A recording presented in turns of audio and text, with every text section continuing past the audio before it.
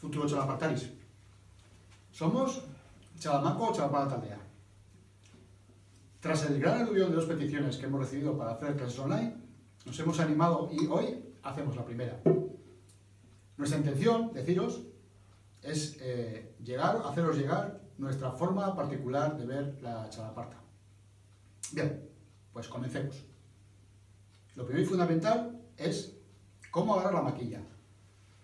La maquilla es este palo que vamos a usar para hacer sonar la txalaparta. Agarraremos hacia la mitad y vamos a desplazar las maquillas hacia arriba y hacia abajo para intentar conseguir sacar el txakun.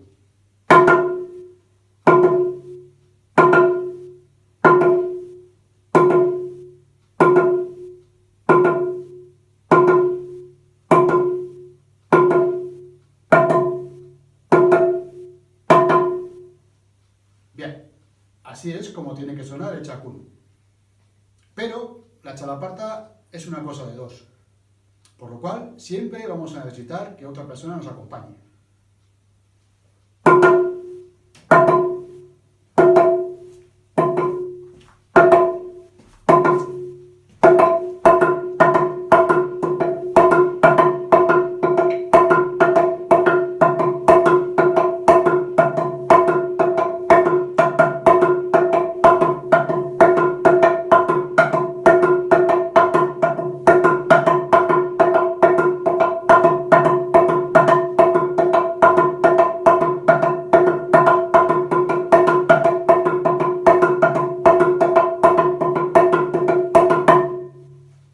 Bien, como habéis podido observar, en esto se basa la txalaparta.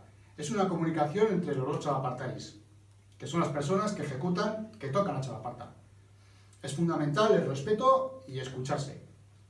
Yo he comenzado haciendo mi txakun y él ha respondido con el suyo. Txakun, txakun, txakun, txakun, txakun.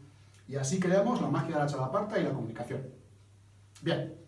Esperamos que os haya divertido este primer contacto, esta primera experiencia con la txalaparta, y os animamos, por supuesto, a que nos hagáis llegar cualquier duda o sugerencia a nuestro canal de YouTube o comunicarse con nosotros en otras diferentes versiones de las redes informáticas, bien Twitter, bien Facebook o por correo electrónico si lo deseáis.